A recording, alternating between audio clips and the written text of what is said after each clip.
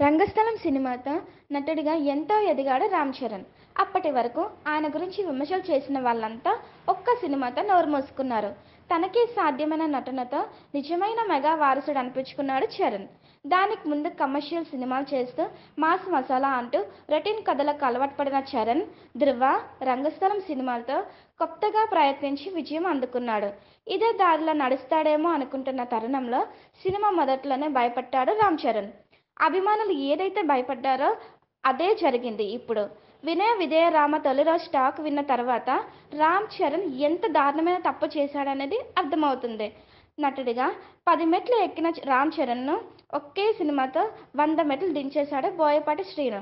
Mass, action, drama అంటూ చరణ్తో ఓరమాస్ cinema చేసి అందులో కథ అనేది లేకుండా చేశాడు ఈ దర్శకుడు. అర్థం పర్థం లేని సీన్స్ చూస్తేనే చిరాకు వచ్చే యాక్షన్ సన్నివేశాలు, అసలు స్క్రీన్ ప్లే అంటూ లేని కథ ఉన్న వినయ విధేయ రామన్ చూసిన తర్వాత రామ్ చరణ్ కథలు ఎంపికపైనే అనుమానం వచ్చేలా చేస్తున్నాయి.